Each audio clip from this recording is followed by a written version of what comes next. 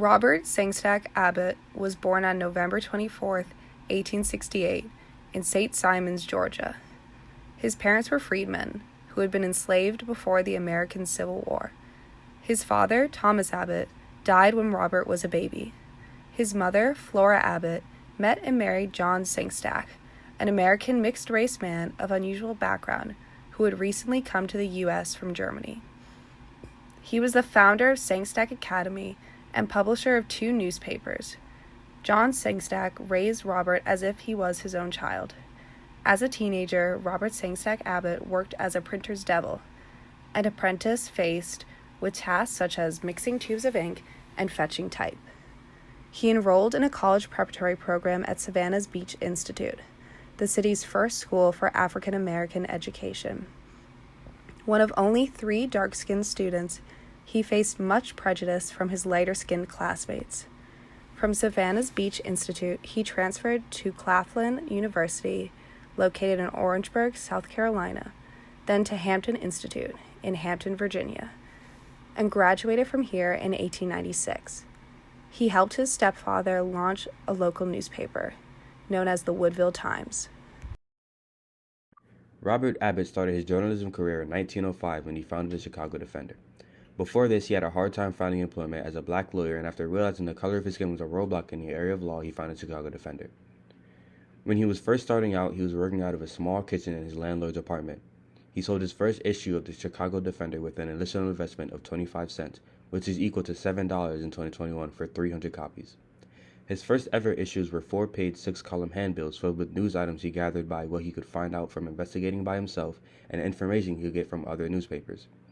After this, his papers began to speak mainly about encouraging African Americans to move from the South to the North.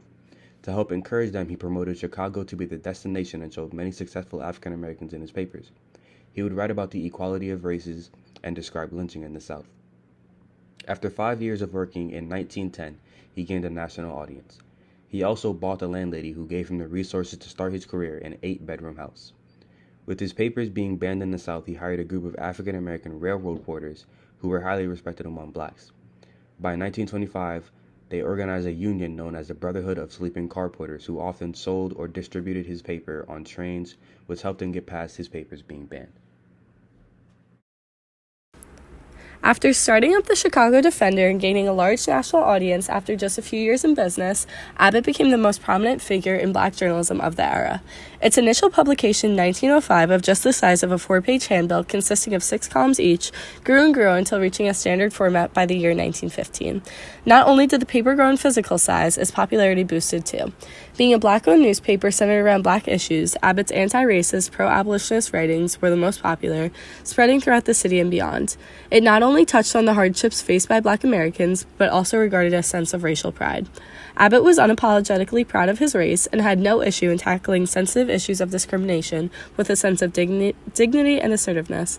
Unsurprisingly, a number of southern cities banned the Defender.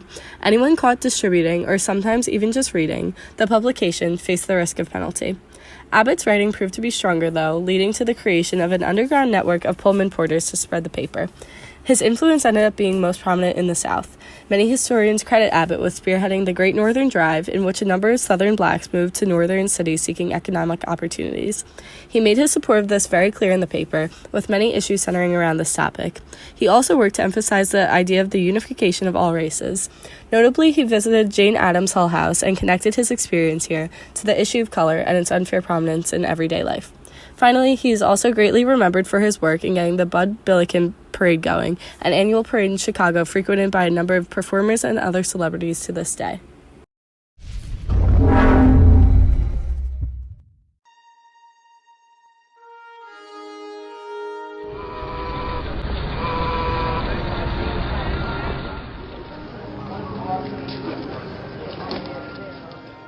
Robert S. Abbot, one of the first African-American self-made millionaires, was the founder of the Chicago Defender, which became known as America's black newspaper.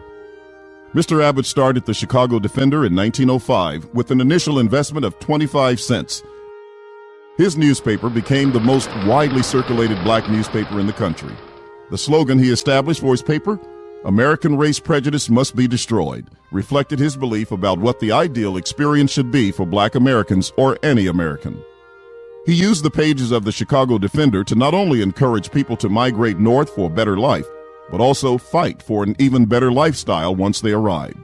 The newspaper's columns helped to bring about the great migration of Black Americans from the rural South to northern industrial centers, which had an abundant need of workers to manufacture goods for World War I.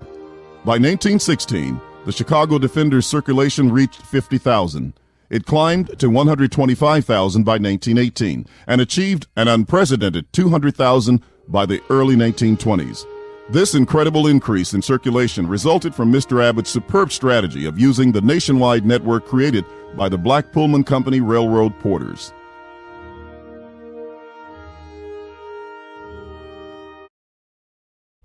No greater glory, no greater honor, is the lot of man departing than a feeling possessed deep in his heart that the world is a better place for his having lived.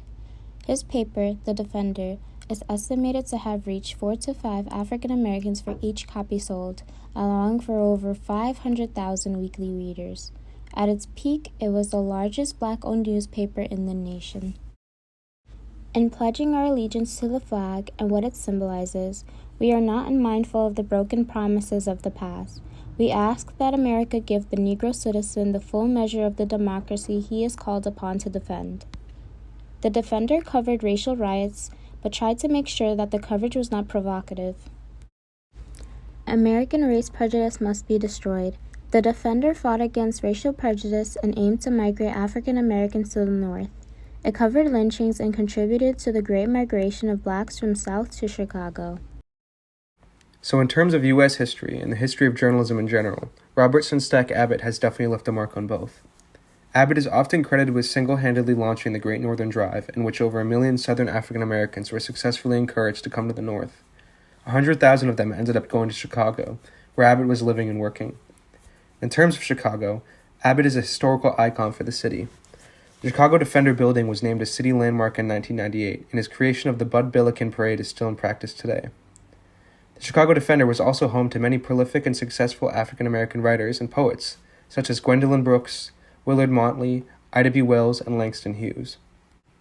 And in terms of journalistic history, Abbott is widely regarded as the single greatest force in African American journalism. His unapologetic stance against prejudice and racism helped provide a voice and platform for African Americans when they had long been silenced. His coverage of lynchings such as the Red Summer of 1919, which is a summer in which white supremacist groups committed over 100 lynchings, helped lead the campaign for anti-lynching legislation. And in terms of Abbott's work reflected in modern journalism, the fight for racial equality is still ongoing, and African American journalists today are still continuing to unapologetically report prejudice and racism. And in terms of Black press, Abbott's nephew, John Sinstake, founded the NNPA, or now called the Black Press of America, which is currently home to over 182 Black-owned publications.